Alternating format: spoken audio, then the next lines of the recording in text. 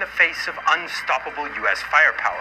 Instead, in the jungles and swamps of Vietnam, the Americans discover combat is an exhausting slog in which casualties are high and they rarely get to fire first. In summer 1965, 50,000 U.S. troops arrived in South Vietnam as part of Military Assistance Command Vietnam, or MACV. The USA hopes American troops and air power will be enough to compel North Vietnam to abandon its support of the Viet Cong insurgency working to undermine this government. Still, the U.S. approach will be gradual and mostly from the air. By late 1964, the U.S. has already been secretly bombing North Vietnamese supply lines in neighboring Laos, and in 1965, North Vietnam is hit as part of Operation Rolling Thunder.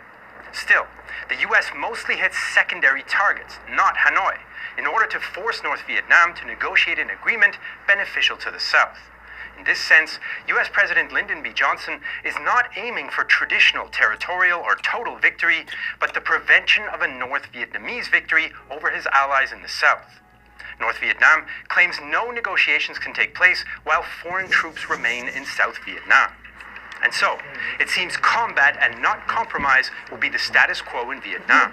U.S. William Westmoreland needs to develop a strategy to push the North out of South Vietnam at a low cost for the U.S., politically and militarily.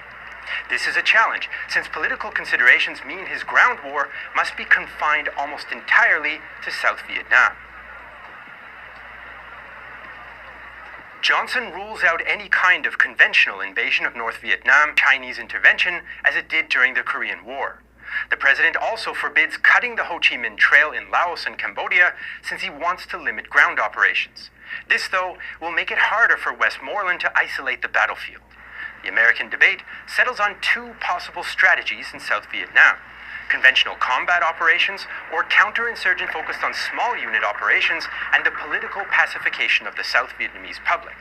Although the counterinsurgency approach has its supporters, Westmoreland believes it requires more troops and gives the Viet Cong the initiative. Instead, he hopes to make use of the U.S. advantages in mobility and firepower in a strategy of annihilation. He plans to take the fight to the Viet Cong, eliminate them in large set-piece battles, and cause such heavy casualties that North Vietnam cannot maintain the insurgency. It's a rapid attritional strategy. To achieve their goals, U.S. troops will not need to hold ground, but will carry out search and destroy operations at will. This is going to be a methodical search, house by house, village by village, as we move north. This small group of huts here houses some of the Vietnamese families. We're looking mostly today for